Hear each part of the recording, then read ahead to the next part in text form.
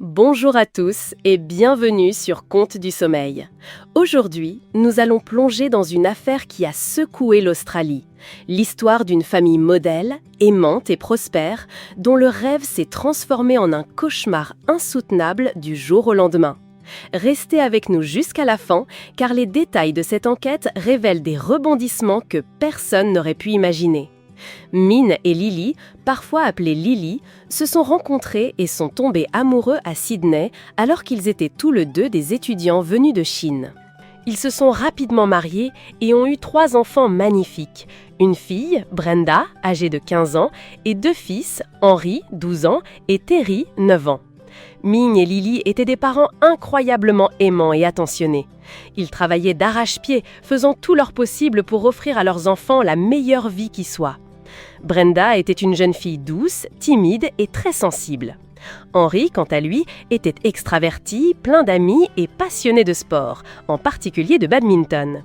Et le petit Terry, du haut de ses 9 ans, était un rayon de soleil, toujours joyeux et enjoué. Cette famille était unie par des liens d'amour profonds et indestructibles. En 2002, Min a ouvert un kiosque à journaux à Epping, un quartier de Sydney.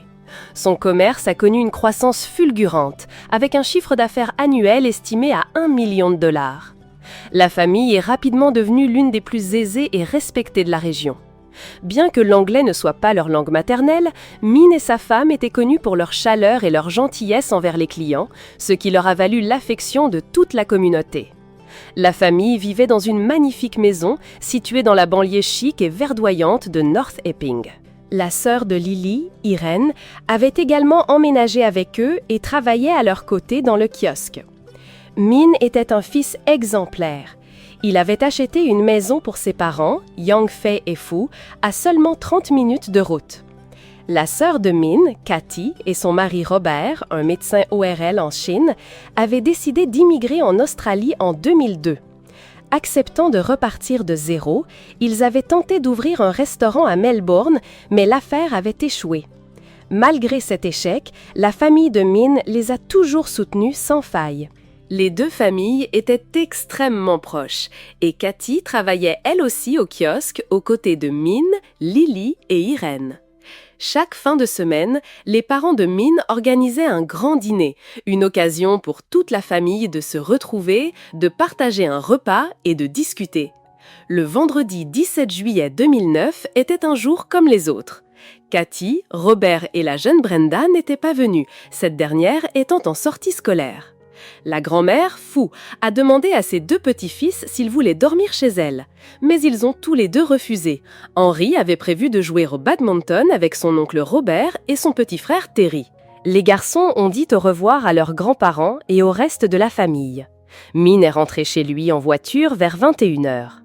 Le lendemain matin, samedi 18 juillet 2009. Le samedi était l'un des jours les plus chargés pour le kiosque à journaux. Pourtant, alors que le soleil était déjà haut dans le ciel, le magasin de Min restait porte close, sans aucune explication. Les piles de journaux fraîchement livrés s'entassaient devant la porte. C'était profondément anormal. Depuis des années, le magasin ouvrait chaque jour, sans exception, aux premières lueurs de l'aube. Un client fidèle, inquiet, a décidé d'appeler Cathy, la sœur de Min. Pour elle aussi, cette situation était très étrange. Accompagnée de son mari Robert, elle s'est précipitée vers la maison de son frère, qui se trouvait à moins de 5 minutes à pied. Une pensée angoissée lui traversa l'esprit. « J'espère qu'ils ne sont pas tous malades ou qu'ils se sont simplement endormis. » Cathy était loin d'imaginer que ce qu'elle s'apprêtait à découvrir dépasserait de loin les pires cauchemars de sa vie. Cathy et Robert ont trouvé la porte du rez-de-chaussée non verrouillée. À l'intérieur, tout semblait normal. Rien n'avait été déplacé. Pourtant, la maison était plongée dans un silence de mort et une atmosphère glaçante qui lui fit froid dans le dos s'en dégageait. Cathy et Robert ont appelé les noms de chaque membre de la famille, mais seul le silence leur a répondu. Ils ont monté les escaliers, marche après marche. Dès qu'ils entrèrent dans la chambre principale, un cri d'horreur s'échappa de la gorge de Cathy. Sous ses yeux se déroulait une scène d'une brutalité inouïe, digne d'un film d'épouvante. Le corps de Lily gisait au milieu d'une mare de sang sur le lit. Son visage avait été si violemment frappé qu'il en était méconnaissable. Le sang avait éclaboussé les murs, le plafond, le sol et les meubles. Une odeur métallique et écœurante emplissait la pièce. Les autres chambres offraient le même spectacle macabre. Le corps d'Irène a été retrouvé dans sa propre chambre, effondré sur son lit. Les 2 jeunes garçons, Henri et Terry, gisaient sans vie sur le sol de leur chambre. Ils avaient tous été frappés à mort, vraisemblablement avec un marteau. Les traces de sang étaient partout, témoignant d'une violence extrême, faisant de cette affaire l'un des crimes les plus atroces de l'histoire criminelle australienne. Cathy a vu les 4 corps, mais nulle trace de son frère, Min. Tremblante, elle a appelé la police.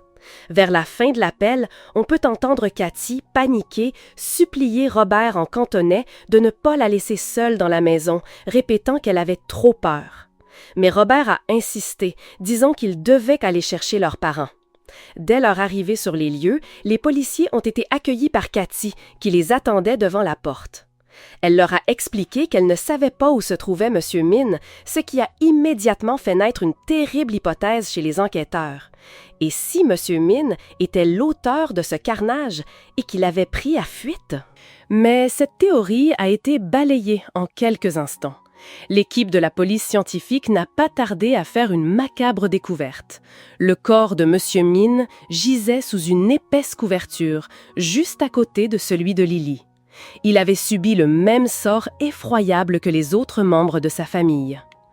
Anéantis par le choc et le chagrin, les parents de Cathy ont dû être conduits à l'hôpital. Pendant ce temps, loin de cette horreur, Brenda était en voyage scolaire. Soudain, son téléphone a été inondé de messages de ses amis, lui demandant si elle allait bien. Au début, elle a pensé à une mauvaise blague, une plaisanterie d'un goût plus que douteux. Mais les appels se sont enchaînés, sa famille, puis la directrice de son école, qui a finalement eu la lourde tâche de lui annoncer la nouvelle. Le cœur de Brenda s'est serré. Tout semblait si soudain, si irréel, qu'elle ne pouvait y croire. Son école a tout organisé pour qu'elle puisse prendre le premier vol pour Sydney. À son atterrissage, Cathy et les officiers de police l'attendaient. C'est là qu'elle a dû faire face à l'effroyable vérité. L'affaire a très vite captivé l'attention des médias et du public. La première rumeur qui a circulé était celle d'un drame familial suivi d'un suicide, suggérant que M. Min avait éliminé toute sa famille avant de mettre fin à ses jours. Cependant, les preuves matérielles ont permis aux enquêteurs de rapidement écarter cette piste. M. Min, comme les autres, portait des blessures terribles à la tête, infligées lors d'une attaque d'une violence inouïe alors qu'ils dormaient tous profondément.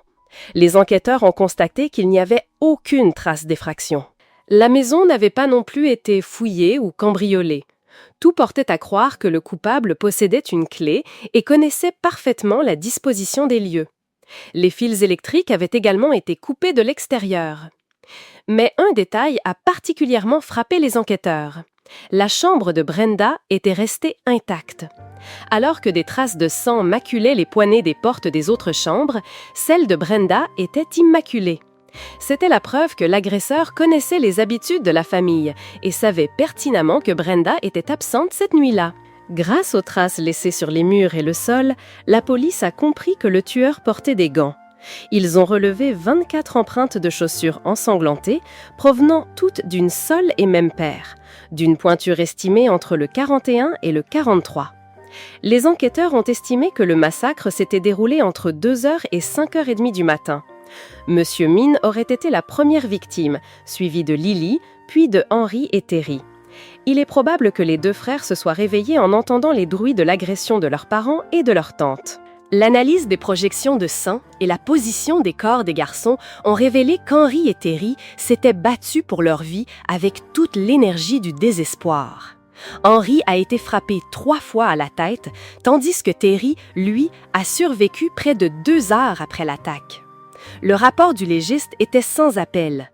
Toutes les victimes étaient décédées des suites d'un traumatisme contondant et par asphyxie.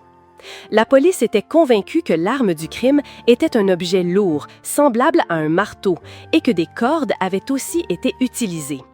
Quelques jours plus tard, Robert a été convoqué pour être interrogé.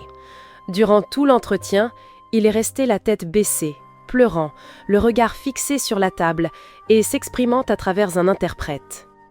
Plus tard, Cathy et Robert sont apparus ensemble à la télévision, lançant un appel poignant à toute personne détenant des informations pour aider la police à retrouver au plus vite l'auteur de cet acte barbare. 3 semaines après le drame, le kiosque à journaux a rouvert ses portes. Cathy et Robert en ont repris la gestion et sont devenus les tuteurs légaux de Brenda. Robert a d'ailleurs rapidement entamé les démarches pour l'adopter officiellement. En août 2009, des centaines de personnes ont assisté aux funérailles de la famille pour leur rendre un dernier hommage. Une atmosphère de deuil et de tristesse infinie pesait sur la cérémonie. Tous voulaient des réponses et que justice soit faite pour ces personnes innocentes et bienveillantes dont la vie avait été si cruellement arrachée. Plus l'enquête avançait, plus les soupçons se portaient sur Robert. Un détail troublant avait alerté la police.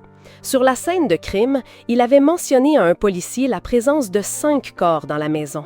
Or, à ce moment-là, l'équipe scientifique venait à peine d'arriver et le corps de M. Min, caché sous la couverture, n'avait pas encore été officiellement découvert. Comment pouvait-il savoir qu'il y avait 5 victimes et non 4 comme tout le monde le pensait alors? De plus, son comportement envers Cathy était déconcertant. Elle l'avait supplié de ne pas la laisser seule dans la maison, mais il avait insisté pour partir chercher ses parents, ne montrant aucune inquiétude pour la sécurité de sa femme. N'importe qui aurait craint que le tueur soit encore caché à proximité ou qu'il puisse revenir. Mais Robert, lui, semblait savoir avec une certitude glaçante que sa femme ne risquait absolument rien. Pour l'instant, cependant, tout cela n'était que des soupçons. La police n'avait encore aucune preuve matérielle pour l'inculper. Pendant ce temps, Brenda avait donc emménagé chez Cathy et Robert. La police, soucieuse pour sa sécurité, avait discrètement installé une caméra cachée dans la maison du couple. Les enquêteurs voulaient s'assurer que Brenda ne courait aucun danger. Cependant, leur analyse de la situation était que Robert n'avait pas l'intention de s'en prendre à elle. S'il l'avait voulu, il aurait simplement pu attendre son retour de la sortie scolaire pour agir. Il était donc évident qu'en choisissant de commettre son acte pendant l'absence de la jeune fille, son objectif était de la garder en vie. L'empreinte de chaussures découverte sur la scène du crime a été identifiée comme appartenant à un modèle A6, un type de chaussure que Robert portait sur de nombreuses photos. Puis, la caméra cachée a filmé une scène des plus suspectes. L'enregistrement montrait Robert en train de découper méticuleusement une boîte à chaussures en petits morceaux. Il a ensuite trempé ces morceaux dans un seau d'eau avant de tirer la chasse pour s'en débarrasser. Il s'agissait de la boîte d'une paire de chaussures A6, pointure 43. Quelques jours après son interrogatoire, Robert a rappelé la police pour tenter de clarifier sa première déclaration. Il a expliqué qu'en disant qu'il y avait 5 corps dans la maison, il voulait en fait dire 4 ou 5. Cette tentative maladroite de justification n'a fait que renforcer les soupçons de la police, le faisant paraître encore plus coupable. La police a alors obtenu un mandat pour perquisitionner la voiture et la maison de Robert. Ce dernier avait affirmé s'être levé tôt le jour du drame pour nettoyer le garage. Les enquêteurs ont donc concentré leurs recherches sur cette pièce. L'équipe de la police scientifique n'a pas tardé à trouver ce qu'elle cherchait. Sur le sol se trouvait une tache, répertoriée comme la tache 91. L'échantillon a été envoyé au laboratoire et les résultats ont révélé une vérité glaçante. La tache contenait un mélange de l'ADN de 4 des 5 victimes. Cette découverte a fait éclater l'affaire. Le 5 mai 2011, Robert a été arrêté pour le meurtre de la famille Lynn. Inutile de vous décrire le choc et l'anéantissement de la famille en apprenant la nouvelle. Malgré les preuves accablantes, Cathy a défendu son mari bec et ongles, jurant qu'ils n'avaient pas quitté leur lit ce matin-là. Cependant, la police avait une autre théorie. Robert aurait pu lui administrer un somnifère avant de passer à l'acte. Brenda, elle, était à l'école lorsqu'elle a été convoquée dans le bureau de la directrice pour apprendre la terrible nouvelle. « Ton oncle a été arrêté ». La directrice a alors avoué qu'elle avait toujours eu un mauvais pressentiment à propos de Robert et qu'elle s'inquiétait pour Brenda. Elle avait été témoin, à plusieurs reprises, de scènes troublantes où Robert venait à l'école pour parler à la jeune fille. Il se tenait très près d'elle, lui parlant avec véhémence en cantonais, tandis que des larmes coulaient sur les joues de Brenda. Il était évident qu'il tentait de la forcer à accepter quelque chose contre son gré. Le mobile de Robert semblait être un mélange toxique de cupidité et de jalousie. La famille Lynn connaissait un succès grandissant et était très appréciée, tandis que lui-même enchaînait les échecs personnels et professionnels.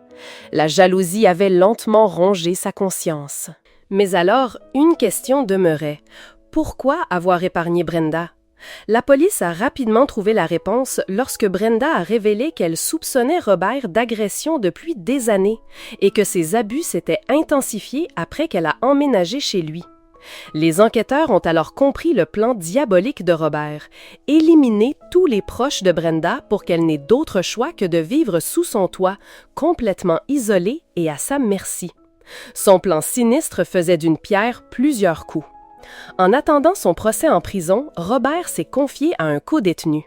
Il lui a raconté avoir acheté un marteau dans un magasin bon marché, un choix délibéré car il savait que les caméras de sécurité y étaient factices. Robert avait également l'intention de subtiliser l'ADN d'une personne décédée dans un funérarium pour le déposer sur l'arme du crime et ainsi brouiller les pistes de l'enquête. Le codétenu a immédiatement rapporté ces informations à la police et a accepté de témoigner contre Robert au tribunal en échange d'une réduction de peine. Le procès de Robert a été reporté à de multiples reprises. En 2014, après 5 ans de détention préventive sans jugement, il a été libéré sous caution et assigné à résidence avec un bracelet électronique. Finalement, en février 2017, le procès a eu lieu. L'avocat de Robert a soutenu qu'il était impensable qu'un seul homme puisse tuer 5 personnes sans subir la moindre égratignure. Il a également argué que Robert n'était pas le seul homme en Australie à porter des baskets de pointure 43. Cependant, ces arguments n'ont pas convaincu le jury. Face aux preuves accablantes et aux mobiles évidents, Robert a été reconnu coupable de meurtre et condamné à 5 peines de prison à perpétuité consécutive, sans aucune possibilité de libération conditionnelle. Brenda raconte que lorsque son père l'a déposée à l'aéroport pour un voyage scolaire, dans sa hâte de rejoindre ses amis, elle lui a juste lancé un « au revoir » rapide. Elle ne l'a pas serré fort dans ses bras, elle ne lui a pas dit à quel point elle l'aimait. Ce moment fugace est peut-être devenu le plus grand regret de sa vie, une ombre qui la suivra pour toujours.